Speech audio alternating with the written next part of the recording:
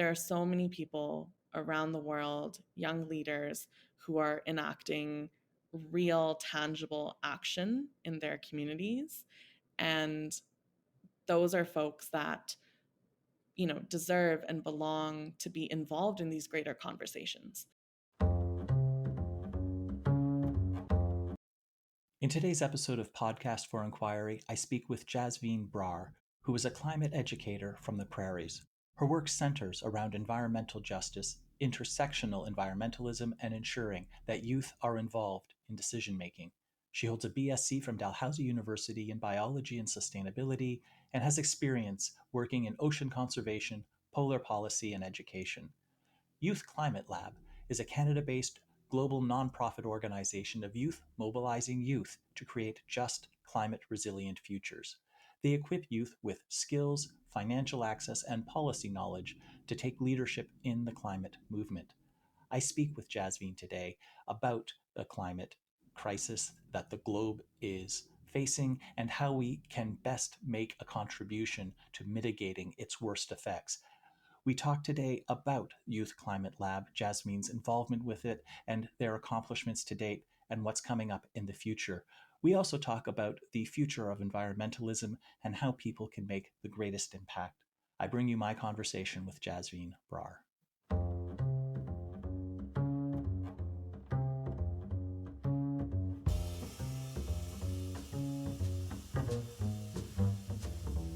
Welcome to the Podcast for Inquiry, brought to you by the Centre for Inquiry Canada, a national educational charity supporting your community for reason, compassion, and secular humanist values. You have answers, we have questions. I'm your host, Leslie Rosenblood, board member and secular chair for CFIC. Welcome. Jasveen Brar, thank you so much for taking the time to speak with me on Podcast for Inquiry. Thank you. Really happy to be here. The reason that I'm having this conversation with you is I want to talk to you about your work with Youth Climate Labs, Mhm. and I had not heard of it before being introduced to you. So I'm going to assume that most of our listeners also are not familiar with the organization and your role in it. So can you please give us an introduction to Youth Climate Labs, what it does, and what its overall goals are? Absolutely. So, Youth Climate Lab, our vision is that for young people, no matter where they are or where they are from, to catalyze transformative climate action in their communities to the highest level of decision making. YCL, we're a Canada based youth for youth nonprofit. And what that means is that at the organization, we're all under the age of 30. Um, we tend to work in 3 different shifts, being climate policy, climate finance, and then skill building. And what we hope to do is that within these 3 shifts, that young people walk away with the skills that they need to implement action in whatever space and community that they are in or that they want to influence. Um, so we work on a variety of different projects, programs, and initiatives. And then we also find ourselves in a lot of spaces, such as COP27 in Egypt, which is coming up next month. Right. Well, there's 100,000 things we can talk about with that. Before we talk about COP27, Mhm. let me ask a little bit more about Youth Climate Lab. You say that everyone is under 30. So if someone enters their 4th decade, Yeah. they age out of the organization. In a way, but also not. We're not completely, strict on the rule, but our intention is that this space is owned and operated by young folks. So it's not exactly, oh, you turn 30 and you have to leave the organization, but it's more, yeah, it's more of a flag for us to be like, maybe there's like new folks and new voices that can come into the space. So we employ a lot of young people within the same age. And myself, in a few years, I will technically age out as well. But it's more an indicator for us to always create space for young folks. I mean, clearly you've chosen as an organization to be focused on youth. I mean, it's right there in your name and this policy of, being in your teens or 20s. Yeah. Why the focus on youth? I Mm, mean, the youth tend to have like the least decision making mhm, power, like certainly in the teenage years if they're still living with their parents. And when you're in your 20s, you're just starting out, perhaps going to mhm, universities, perhaps, and then and perhaps out of high school, starting your first job. mhm, And if you're only in the workforce or even in government, in your first few years, you're at the very bottom of the organization mhm, with the least amount of visibility to what's going on overall, the least amount of input and control over decision making. So I'm fully on board with climate, with addressing climate more seriously than we seem to be right now. And we can talk about that a little bit more in a bit. But I'm curious why the focus on youth, given that these are the people that, as a demographic, have the least amount of power and influence mhm. in our society. Yeah, I think the answer is within the question. It is Mhm. because young folks tend to have the least amount of decision making power or the least presence, um, in these conversations, whether it's at the local scale, the international scale, and our intentions are that youth engagement goes beyond a seat at the table. You know, young folks have very unique perspectives, unique skill sets. Um, I truly believe that everyone, no matter their age or the area that they work in, we all have a different breadth of skills and experiences, and a role to play in this greater movement towards a just and resilient future. And so when I think of young folks and the importance of not only engaging them in this space, but really allowing them to step into their full potential, what I see is that greater goal in mind. I have met, over this past decade of when at 17, I really got involved in this space. I have met so many courageous and inspiring young folks. And when I think of mentors in this field, I actually think of my peers. There are so many people around the world, young leaders, who are enacting real, tangible action in their communities.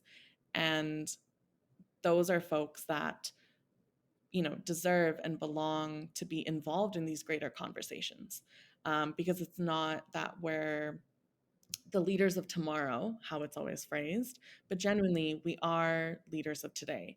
And we have opinions and, um, thoughts and decisions that we want to make about our futures currently, which I think, deserve to be involved in those spaces. So, overarching, I think that's it. And I mean, that is the intention behind Youth Climate Lab, is that these young folks are in those positions of decision making. How long has YCL been in existence? How long has it been around? We are just approaching our sixth year now. And I am in my first year as the executive director at Youth Climate Lab. So, this organization was co founded by Dominique Suarez and Ana Gonzalez back in 2017 now. And it came out of a dream, actually, out of a classroom class, essentially.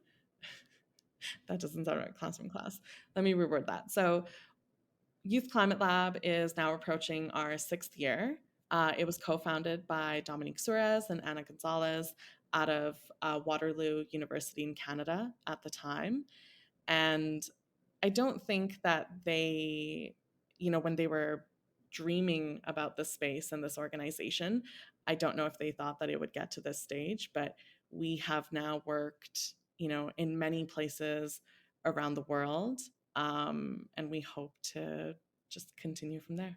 So, in your half decade or so that you've been in existence, tell us what you've accomplished. You've mentioned the differences that you've seen. Can you share with us how you have improved or made a difference in the climate as a result of the efforts of your organization?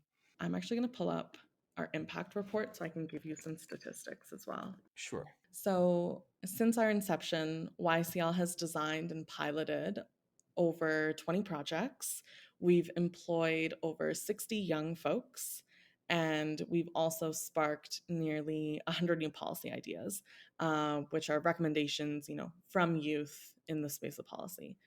Over the years, we've worked in different themes and different projects. For example, we've collaborated with the highest level of government in Canada. We've worked with um, Natural Resources Canada, ECCC, um, through a policy jam that we hosted a few years ago around the G7 Youth and Women Forum that happened in Halifax. One of our four policy recommendations was included in the report. I'm just going to share with you sort of my feelings on things. So we've on Podcast for Inquire, we've spoken on a number of topics from uh, the rise or potential fall of democracy or free expression, Mm, politics and religion and humanism and free expression. And overall, I would say I'm an optimist. I think that we as a species will get through that, and I think that efforts like what we're doing here at the Center for Inquiry Canada and through Podcast for Inquiry might prevent some of the valleys from being as steep as they are. But I think overall the trend is upward, and I do have mhm, a belief that we're going to be uh, over the long term improving the lot of our lives, broadly speaking. But there is one area where I do not really have a lot of optimism, and that is with the climate, and primarily with global warming and our massive and seemingly inexorable rise in, in carbon dioxide emissions. And I worry that we might be hitting a tipping point that even if we do start drastically reducing emissions, it will be too little too late. But I'm not an expert. I'm not a scientist. mhm, I try and stay reasonably well informed, but they can be hard because there's a lot of people that don't have a firm knowledge and grounding that are nonetheless talking at in great volumes, and it takes actually a fair amount of effort to determine who has the knowledge before you actually even get to reading, and time is scarce. So, as someone who has dedicated a large chunk of her life to precisely this issue, if you don't mind pulling back a little bit from YCL from just a moment and just give a perspective on where we are broadly speaking and what needs to change and whether you know whether we're going to make it mhm. and make those changes in time. Gosh, yeah, that great question. And truthfully fills me with, yeah, a lot of anxiety. And I think that calls to the fact that climate anxiety and climate grief is very real.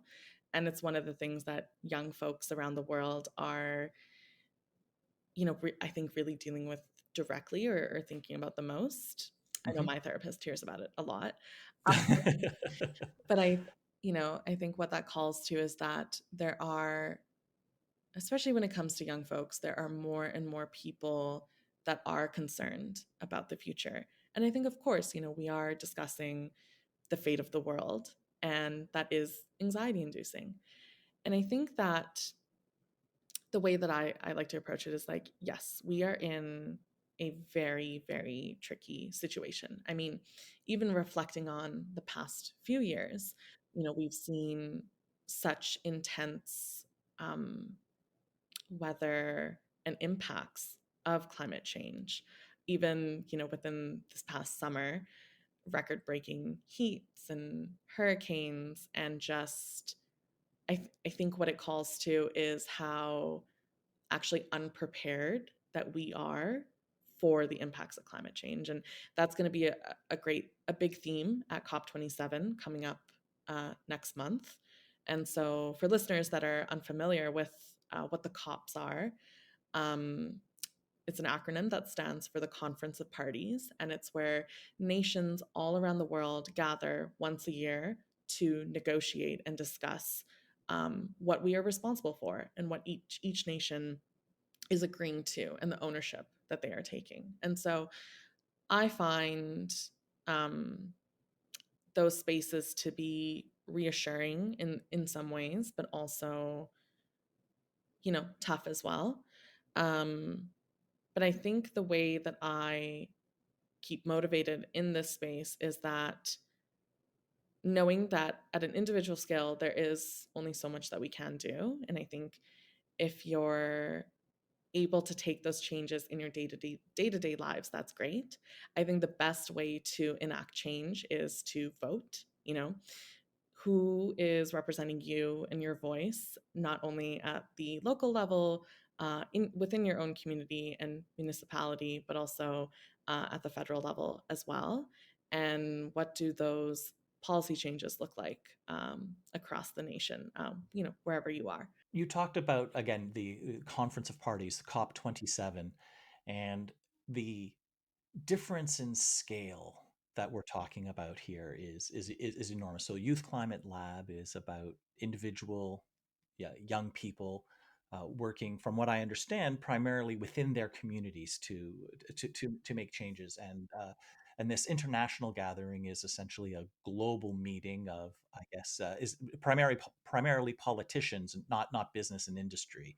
Uh, You will find that it's a mix of, yes, like governments that are in the space, but then you also find a lot of nonprofits in the space too that kind of come as observers in the space. Forgive me for not knowing, but from the way I look at things, I kind of despair of the individual contributions Mm. to reducing climate change. Like what matters is, I mean, yes, I can turn out the lights in my house when I'm not using them. Yes, I can keep my thermostat a little bit lower in the winter and a little bit higher in the summer, and I get, some personal benefit because that means my gas or my electricity bills are a little bit lower. And I can feel a little bit better because it means that by expending less energy, I'm making a marginal contribution to, not really a contribution to the environment, but less of a detriment to the environment, and that's all to the good. But to my mind, and please do correct me if I'm wrong. I'm giving you my perspective, not because it's right, but because it's how I think about things. What's far more important are the systemic changes. So what matters, it matters less than what I do as an individual to turn out the lights or adjust my thermostat, Mhm. uh, than it does what we do at a, you know at a systemic level. Like, how is that electricity generated? What matters more? I personally don't own a car. I take public transit. I bike, and I rent a car when public transit options are not viable to meet my needs. Uh, but what I think matters more than my own personal decision is our urban planning design, our decisions to invest in roads and Mhm. parking spaces, or public transit and car shares and bike share programs, and having our roads safe for bicycles to get from place A to place B. And so again, I'm completely in favor of groups like Youth Climate Change, but I really think that if we're going to make it, we need the broader systemic changes. And am I wrong about that? Mm. Is that, how does YCL fit into that perspective? How does YCL fit into these global talk fests that are happening in COP? Is the fact that COP27 is happening in Egypt, which does not exactly have a great record when it comes to human rights. uh, how relevant are all of these considerations, and how accurate or how skewed is my understanding of these issues? Yeah, I mean, I don't think it's skewed at all. And, I think that's the field of this work. When we think about the environment and we think about the impacts of climate change, it's so vast. There's so many avenues, so many different themes that we can talk about. We could discuss oceans, the importance of seaforestation. We could discuss, climate justice, how the folks that are the most impacted by climate change are those that have the least to do with it. So I think what I want to preface is that there are so many ways to be involved and there's so many impacts, but I think that speaks to the larger piece around how we all have something to do in this space and that we all belong in this space, no matter that, if you're directly an environmental advocate or you're working, frankly, in like the oil and gas field. Um, but I think when it comes to how YCL, we tie into this larger picture, is that as a youth organization, we're a piece of that. We're a piece of the youth space. Within Canada, one of our, I think, most well known toolkits that we've made is our cities manual, which demystifies local policy. So, what we mean by that is that we break down what policy is, we introduce the topics, but we also take young folks and others as well through the journey of what local policy is and how to enact real change within their community, within their city or their town, whatever it may be. Um, so when it comes to conferences such as COP on the international scale, YCL, we have done international work, on the global platform, and kind of our plans for COP27 this year is really to learn more about what is happening around the world. One of the big themes for this conference is climate finance. So Hmm. the amount of funds that are going towards mitigation and adaptation, that is one of our shifts. And so that is a place that we're hoping to not only learn more, but engage deeper.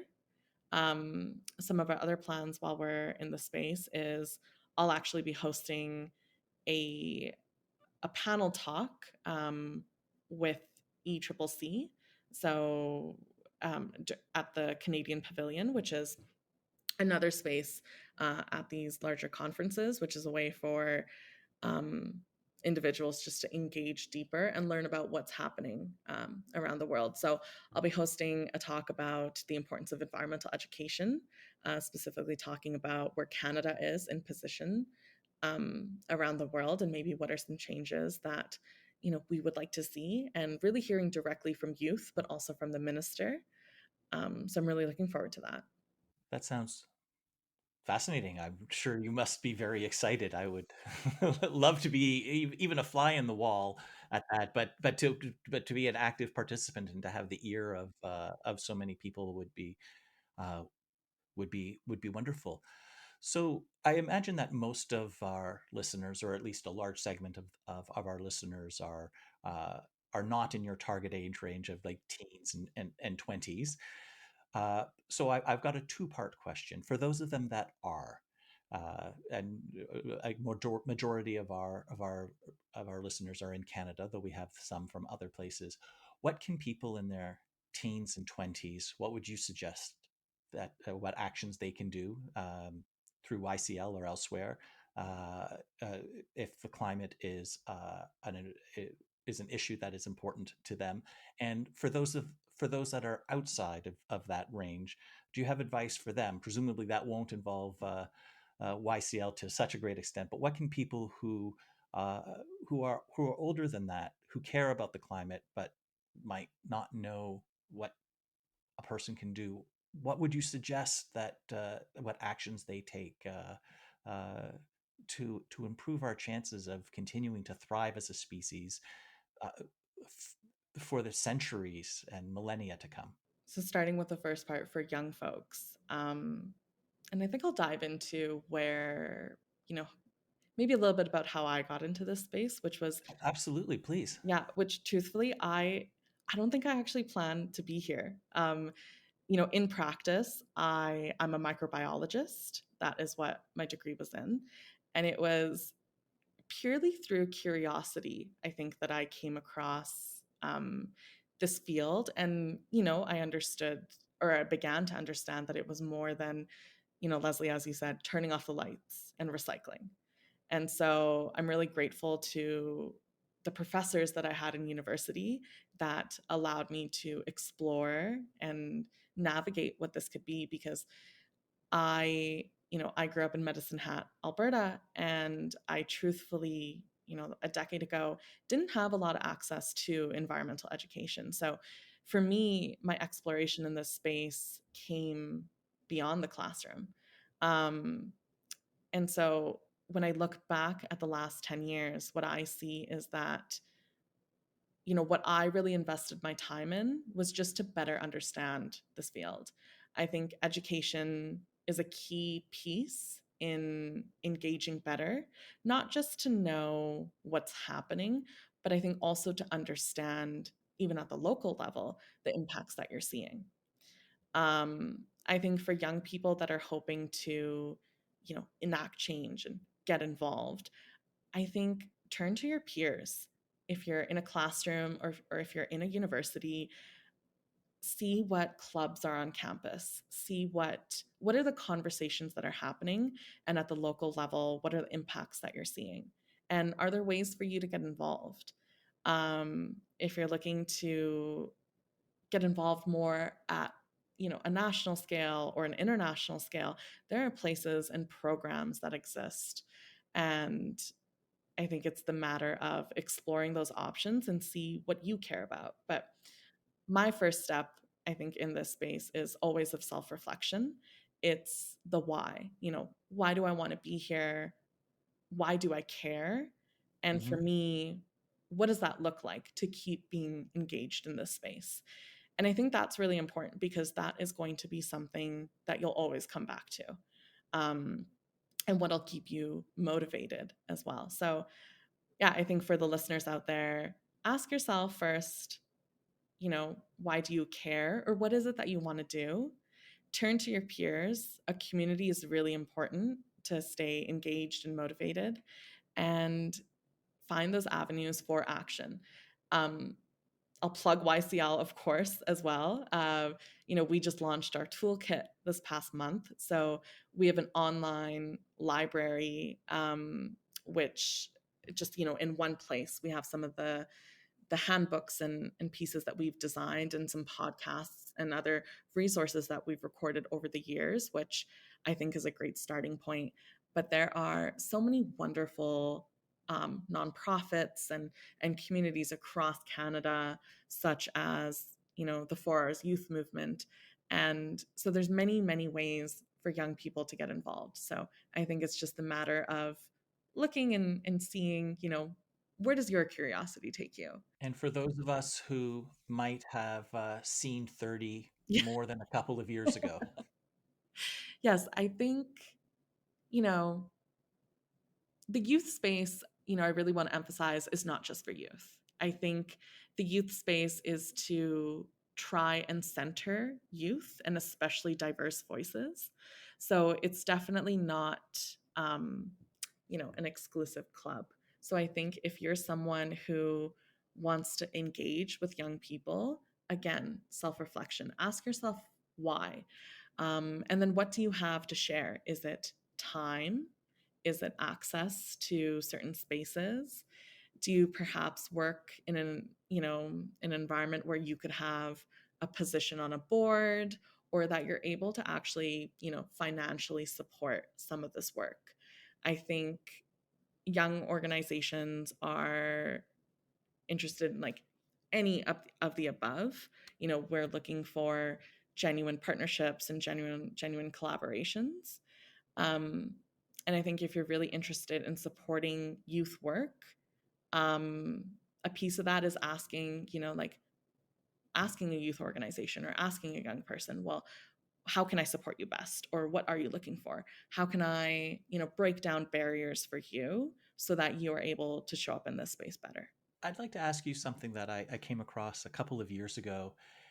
And because I find I actually, in many ways, don't know how to think about the environment in a rational or in an effective way. And I want to give you an example. There was a widget, just a kitchen tool, and I saw two versions of it, and they were both the same size and shape, both did the same job. I actually forget what the actual tool was, but it doesn't matter for this example.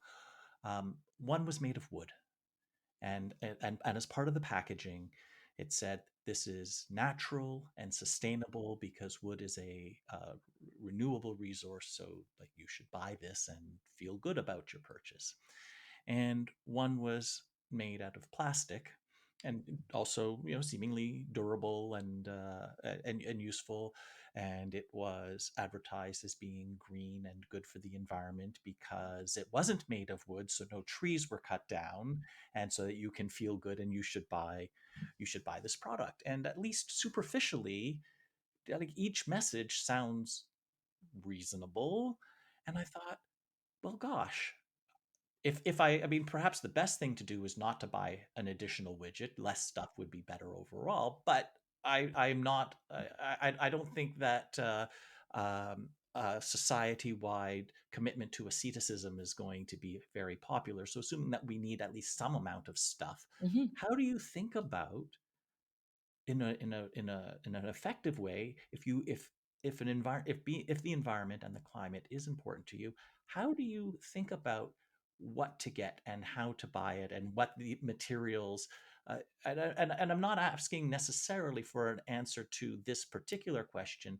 I'm asking about a mental framework of how to think about these questions in a clear-headed way, because it's obvious to me you have spent a lot more time and effort on this than I have. So I would like to get some benefit of uh, of your research and thought and knowledge on this, For sure. and how to think about the environment in a reasonable way so that our decisions are informed and we're not going to make bad decisions, even if with the best of intentions. So how to think about it effectively. I'll start with maybe where I'm at in this journey because I genuinely am not perfect. And I think that there's a saying, and I'm really bad at sayings, but it's something about how perfectionism isn't the goal here. And I think that as long as we are genuinely trying our best, that that still has an impact. And so the way that I think go through the process of making decisions, especially like, okay, let's start with the example around widgets, or you're trying to make a decision of purchasing something. I always ask myself, well, is this a need or is it a want? Um, Mhm. I'm grateful that within this past year, I've moved, closer to home. So I am in I'm in a place where I have access to a lot of things, from home. So, when I moved back, I didn't need to purchase a lot of, pieces for my home because truthfully, I just took everything from home from my parents, which thanks guys. So I'm really grateful for that. But we're not everybody is in that position where they're able to just have everything kind of free and provided. So I think finances play a big piece in this. But I think for the general person, ask yourself, yeah, is this a need? Is it a want? Is there a way for me to get this secondhand or purchase it secondhand as well? Um, I think this is where I love, the internet, where there's so many avenues for you to minimize your impact. I always aim to source things that are localized, not in the sense of that it was made local, but that it is currently local. So, in my home, I have a lot of secondhand items. Um, there are apps that I really like to use. Like one of the ways that I aim to decrease my impact is through food. So, my mom owns a local grocery store. So, I've always grown up around, the importance of food and like food security and the importance of, supporting your local farmers. So, I am someone who, yeah, aims to visit as many local places as I can and to see, I would say that my food does um it's very seasonal as to like what is growing locally, supporting a lot of local food boxes. And then I also love apps such as Too Good to Go, which is essentially places where restaurants and cafes and such mark down their products at the end of the day. And so you're able to go and get like a box of croissants for like $5, which was my favorite thing recently.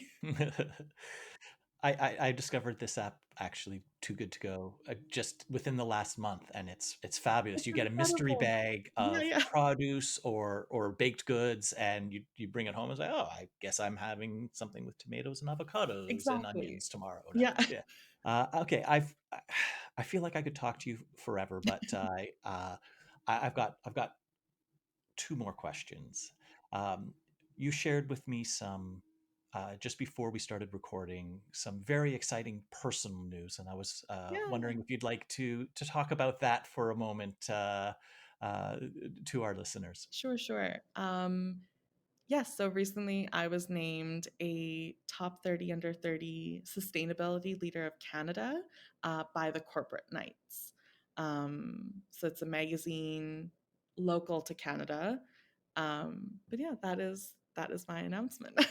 Congratulations! Thank you. And can you tell us what's next for Youth Climate Lab? What's in the pipeline? As we've spoken in this chat, we have our conferences coming up, which, if you're curious about what happens there, follow us along on social media.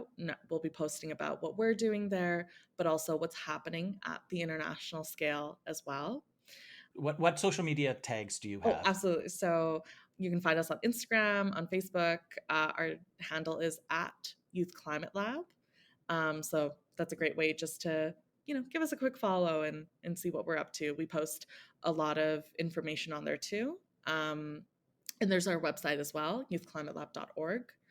But outside of the conferences, what we have coming up in the next months and year is launching, second seasons of our programs that we have for youth in Canada.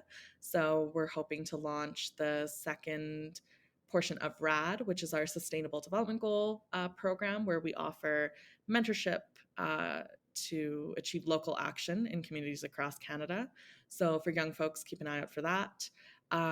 We'll be launching some new partnerships as well in the coming weeks. So keep an eye on our socials for those announcements too. But we're essentially engaging, more in climate justice, in net zero. So some different themes that are coming up at work. Well, that's all very exciting. Congratulations Thank on you. your award and on your recent promotion to executive director of Youth Climate Labs. So at Youth Climate Lab or at Youth Climate Labs. Lab. So at Youth Climate Lab and youthclimatelab.org. Jasveen Brar, thank you so much for taking the time to speak with me on Podcast for Inquiry. Thank you so much. We hope you enjoyed today's episode. Links for today's discussion can be found in the show notes. If you enjoyed today's podcast, please subscribe and engage in the conversation. Comment, rate, and review. We'd love to hear your perspective. The Podcast for Inquiry is brought to you by the Centre for Inquiry Canada. We rely entirely on donations to be your voice supporting science, free inquiry, critical thinking, and secularism here in Canada. To our supporters, thank you. If you have not yet contributed, please consider making a donation at centerforinquiry.ca/donate or becoming a member for only $30 per year at centerforinquiry.ca/join. Your support will help make it possible for us to continue making our collective demand for reason and evidence-based decision-making everywhere. CFIC is on the web at centerforinquiry.ca. Find us on Facebook and follow us on Twitter at CFI Canada. Podcast for Inquiry is produced and edited by Matt Payne, Nikolay Nikitushkin, and Martin Zielinski. Music by Anthony Luzaro. See you next time.